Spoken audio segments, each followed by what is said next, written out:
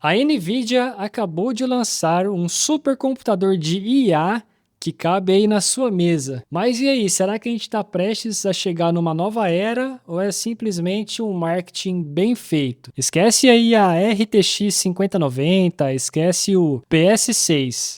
Eles lançam aí o que eles chamam de o menor supercomputador de IA do mundo. Rodrigo, vamos lá. Então é o seguinte, você trouxe essa matéria aí, eu estou muito curioso para entender um pouco mais a respeito dessa tecnologia que a gente está conhecendo agora. O que você tem para falar para a gente até agora? O que você sabe a respeito disso? Qual seria a utilidade para a galera que está curiosa, assim como nós aqui, que somos entusiastas de tech? Qual seria a utilidade dela hoje? Dá para minerar Bitcoin? É para uso para criar modelo de IA? A gente pode usar para tarefas simples de casa?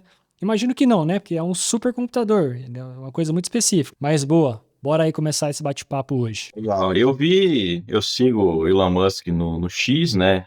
E aí ele compartilhou o Jensen Huang aí, que é o presidente da Nvidia, entregando esse modelo. Esse modelo, na verdade, não é uma novidade, ele foi apresentado no começo do ano, na apresentação da Nvidia, né? Aquela anual que eles fazem. Mas agora ele começou a ser vendido no último dia 15 de outubro, né? Aí eu até comecei a questionar, falei, pô, será que ele é interessante para, de repente, minerar Bitcoin, né, e tal? Mas, assim, realmente não, são propostas diferentes, né?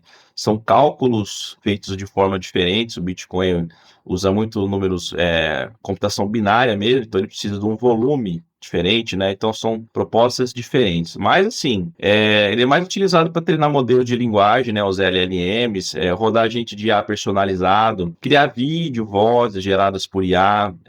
Assim, ele vende.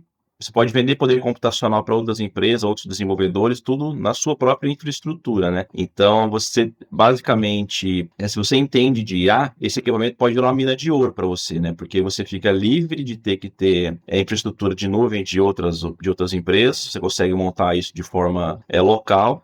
E, assim, com uma capacidade, até separei aqui, ó, ele é capaz de 1 petaflops, né, que é 1 quadrilhão de operações por segundo. Assim, o modelo, a gente não falou, né, é o DGX Spark, ou DJX Spark. Não sei como é que as pessoas vão buscar isso, né, mas é assim, resumidamente, um poder de processamento que antes era só destinado a empresas como a OpenAI e o Google, que tinham milhões de dólares, agora você consegue ter isso na sua casa, né. Mas basicamente hoje é para quem desenvolve, certo? Um usuário comum aí, nós, Não, meros mortais, fora de cogitação, Não, né? não faz sentido, porque você vai ter muito. É igual dar um celular tubo de linha para uma senhora, né? Senhora de idade, assim, que não sabe fazer nada além de usar o Facebook e o WhatsApp. Se não faz sentido você ter todo o poder de computação desse, sem ter alguma coisa para utilizar esse hardware, né? Alguma aplicação local mesmo, porque hoje em dia, que nem, por exemplo, como é que chama? O DeepSeek, né? Ele é, assim, tem várias coisas de LLM que é de computação aberta, que é de código aberto, e você pode, em tese, replicar e melhorar essas coisas e fazer rodar local, né? Então você pode aprimorar tecnologias para futuramente você vender. Então é muito mais destinado a quem realmente está trabalhando aí assim, tá no topo dessa questão desse tipo de desenvolvimento. Mas é um assunto curioso, porque assim, se hoje ele é destinado aos desenvolvedores, às empresas que precisam de poder computacional, está ficando acessível, a tendência é que o poder computacional aumente ainda mais e se torne ainda mais acessível, né? E em relação, por exemplo, ao custo, assim, ele é acessível entre aspas, né? Mas para quem tem uma grana sobrando, a gente está falando aqui algo entre 3 e 4 mil dólares, o que é o preço de um MacBook Pro topo de linha, não é nada tão Isso que eu ia fora do. falar.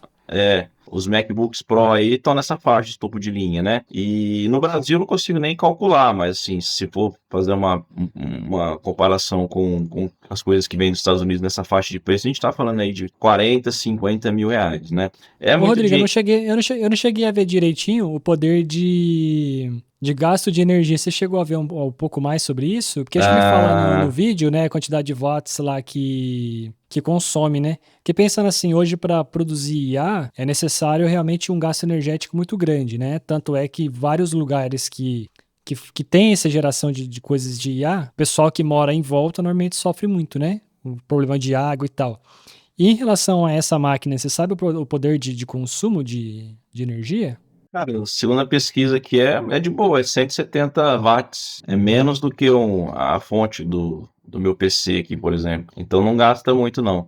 É que, assim, a gente escuta falar que os data centers gastam muito, porque, assim, acho que é um nível tão sobrenatural de capacidade de processamento que a gente não consegue nem mensurar, né? É onde justamente gasta muito. Mas como isso aqui tem o objetivo de ser uma coisa local, home, né? Pra deixar em casa, então não faria nem sentido gastar rios de energia, né? Mas, pelo que eu vi aqui, 170 watts, então completamente acessível e gasta muito pouca energia.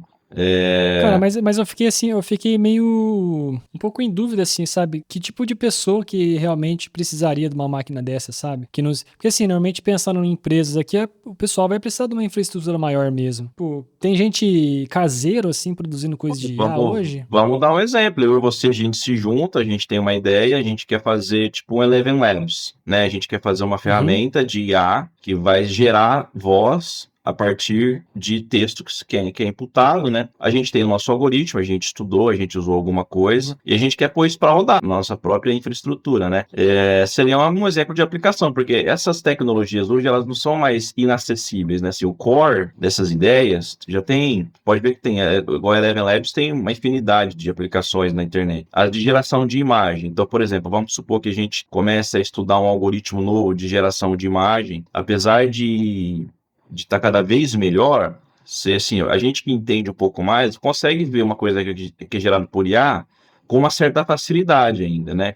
Outro dia, a minha esposa mostrou um vídeo para mim, olha, ela ficou chocada porque era era vídeo, não era foto, mas a associação é a mesma, de um jacaré se aproximando de um bebê, né? E a mãe chegando desesperada para, eu falei, olha, isso aqui é muito IA, por conta da sombra, por causa do movimento do bebê, que não estava tão assim relacionado com com o jacaré, sei lá o que era. Então assim, fica fácil de ver. Então vamos supor que a gente criou um algoritmo onde a nossa ferramenta de geração de imagens vai se aproximar quase que 100% de uma imagem verdadeira. Vai ser difícil de alguém identificar isso. A gente faz muito mais sentido a nossa empresa, a nossa startup ter a validação disso, o processamento disso local, né? Porque assim, não é uma coisa que vai demandar muita volume de processamento. O que demanda muito volume é que são muitos usuários trabalhando ao mesmo tempo, né? Mas para nossa ideia, para a nossa solução rodar, de repente faz sentido ter uma máquina dessa. Assim como fazia sentido antigamente, né? Tinha as empresas que tinham os hacks lá de, sei lá, quem hospedava as soluções em vez de usar a nuvem, hospedava localmente. Tem muita empresa que faz isso até hoje, né? Eu não quero usar o servidor de ninguém, ou por motivo de segurança, né? Porque se o teu código está numa nuvem, em tese isso não está 100% seguro, né? Você tem algum tipo de risco, né? De no meio do caminho alguém pegar esses dados. Enfim, antigamente tinha mais risco disso, né? Hoje é mais difícil. Mas assim, Cara, isso aqui deve ser lindo pra prototipagem, né? Vamos supor que sim, você quer fazer a tua startup aí que você falou, né? Faz o protótipo do seu produto de IA aí, pô, e depois você pode apresentar pra investidores. Pô, isso realmente faz sentido. porque Porque assim, você deve sofrer, né, pra fazer um protótipo, né? e você pega aí, pô, imagina uma solução dessa no mundo inteiro, sei lá, na Índia, que acho que o indiano já nasce hiperprogramador, né? Acho que eles têm um DNA diferenciado. Com 14 anos lá, o moleque já faz mais do que a gente fez a vida inteira e ele faz em um dia de código, né? Então você imagina, sei lá, junta 2, 3 indianos lá que tem uma grana e precisa testar os algoritmos deles local, pô, faz muito sentido ter um equipamento desse, né? E agora você vai conseguir ganhar escala, né? A gente tá falando aí hoje é a primeira assim, solução mais para o público. Em 2025, será que em 2028 não vai ter uma de $1.000? Depois vai ter uma de $500, ainda melhor? Então, assim, acho que ele a ideia disso é popularizar isso, né? Aí o que vai acontecer? As pessoas vão começar a utilizar, criar soluções para isso, vai fazer muito mais sentido ter ainda mais computadores desses, né? E, enfim, aí vai, de repente, também você pode, vamos supor, uma outra aplicação que eu consigo ver também. A gente tem uma grana sobrando, sei lá, $1 milhão de dólares. Ah, vamos montar um data center nosso para a gente vender soluções de processamento, de repente com esses equipamentos, de repente no Brasil faz sentido, por conta de custo, né? De repente é mais barato contratar de uma empresa local do que ficar pagando servidores de fora. Não sei, só estou dando um exemplo, né? Uma coisa mais enxuta também, pô, vou vender para os meus amigos, para as empresas próximas aqui de mim, essas soluções, porque esses códigos já estão todos rodando aí. Eu acho que, se não me engano, cara, até o Llama da Meta, ele é open source, né? Deixa eu só verificar aqui. Eu tava dando uma olhada, cara, 128 GB de RAM, hein? Meu É, Deus, cara. É é muita bastante. memória. E Você se tá for, doido. e se você for ver, é um preço muito acessível, né, cara? 3 mil Sim, dólares. se você pegar hoje alguém que tem um PC muito bom, quanto o cara vai ter de RAM? Uns Geralmente 32 GB? geralmente é 32 ou 64, né? E É, você 64 põe já aí é um 4. super PC. Não, cara, mas quem tem hoje o 64 de RAM? Eu não conheço, nunca Pouquíssimos. vi. Não, Já eu vi também não, cara. 32. Você pode colocar aí pelo menos 4 vezes, 5 vezes poder de processamento. É muita coisa. É muita coisa. E aí eu acho que basicamente eles vão usar a ramificação desse hardware no mundo inteiro para melhorar ainda mais o ecossistema de IA, né? Porque eu acabei de pesquisar aqui, o Llama do Facebook também é open source. Então você simplesmente pode pegar o código desses caras e melhorar, rodar local para validar suas ideias e melhorar esse cara, pô, olha que o Jonathan fez uma solução completamente inovadora para a gente utilizar aqui. Vamos chamar o Jonathan para a nossa equipe. Então, assim, de certa forma, tem uma palavra que fugiu da minha cabeça, democratiza, a democratização do acesso a isso, né? Não fica só restrito a ter que pagar servidores de alguém por aí, né? Mas é isso, cara. Eu não, assim, é uma coisa nova. A gente fica aqui pensando em possíveis soluções. Faria muito sentido futuramente, de repente, a gente testar isso, né? De repente achar alguém que tenha, ou a gente comprar e ver o que dá para fazer, porque eu tenho certeza, se hoje tá 3 mil dólares, daqui 2, 3 anos no máximo, baixa para US$ 1.000 e fica uma coisa muito mais acessível para todo mundo. E pensando até nível Brasil, né? Que você falou, tem uma média que custaria em torno de 40 mil reais no Brasil.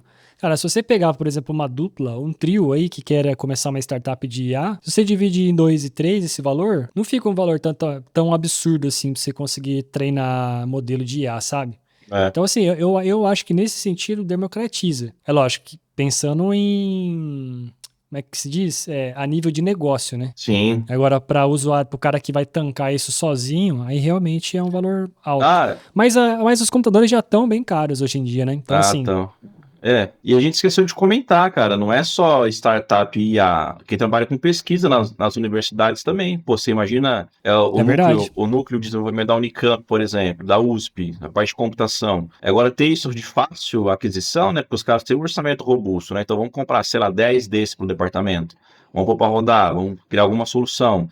Ou quem trabalha na área da saúde, por exemplo, que tem crescido muito as soluções para a área de medicina, inclusive brasileiros desenvolvendo coisas novas, né? Eu conheço um cara que comentou de um amigo dele que ele começou a vender, assim, como é que fala? Ele criou um sistema, eu não sei, não tenho detalhes, mas o sistema basicamente faz leitura de exames médicos, de imagem, todos eles, parte de radiografia, Podia me entrevistar esse cara aí, hein? vou ver se eu acho o contato dele. Aí ele fez essa solução e está vendendo para os hospitais, para otimizar e dar mais assertividade na elaboração dos relatórios, né, dos pacientes. Então, o paciente tal fez o exame tal, subiu na ferramenta dele, o sistema já indica, olha, ele tem isso, tem aquilo, tem aquilo. Então, assim, de repente, um cara desse, com uma solução dessa local, se é que ele já não tenha, né, porque ele já está vendendo muitos milhões de reais disso. Mas, assim, democratiza para outros hospitais também, que de repente tem um lucro de desenvolvimento lá dentro. Pô, vamos comprar um desse para a gente testar, se a gente consegue melhorar alguma coisa. Então, eu acho que faz muito sentido nesse quesito também, né? Para hospitais, universidades, futuramente escolas, por que não, né? Tem muitas escolas grandes, né? Uma escola de ensino médio que tem um departamento de computação lá dentro. Pô, para uma escola particular pagar 3 mil dólares não é nada, os caras faturam muita grana, né? Então, você ter isso para os alunos poderem estudar, implementar alguma coisa. Já está começando a nascer um monte de escolas com foco nisso, né? Foco em programação, foco em IA para criança, para adolescente, para eles criarem soluções. Então, ter um equipamento dessa numa escola dessa também faria muito sentido. Consigo ver isso como uma jogada de mestre, né? Em você conseguir democratizar o desenvolvimento de coisas em IA, especialmente tendo tanta memória, tanto poder de processamento assim, e até mesmo de privacidade, de você não depender de ninguém externo. Se você vai fazer, por exemplo, um produto inicial, pô, sensacional. E eu, Exatamente. e eu, e eu sou, eu acho que eu sou um grande entusiasta de IA. Eu uso muito, assim, dia a dia. E eu nunca desenvolvi nada, tá? Apesar de ser dev, eu só consumo IA. Mas eu imagino que para as pessoas que hoje estão, né, com essa mentalidade de desenvolver coisas em inteligência artificial, eu acho que, pô, sensacional. Tem uma frase aqui que eu peguei para a gente encerrar. A NVIDIA não quer vender computadores, ela quer vender o futuro. E quem entender isso primeiro vai liderar a próxima revolução digital. Fica com isso aí na sua mente. Escreva aqui nos comentários possíveis usos que você acha desse equipamento, se realmente ele vai revolucionar, ou se realmente é mais uma coisa aí só para fazer dinheiro, ou se realmente vai moldar o nosso futuro. Boa, é isso. E não se esqueça, se você for novo ou nova por aqui, se inscreva no canal, tem os botões aqui embaixo. Deixa o likezão para fortalecer o nosso canal e a gente se vê no próximo vídeo. Valeu, Até pessoal. mais. Até mais.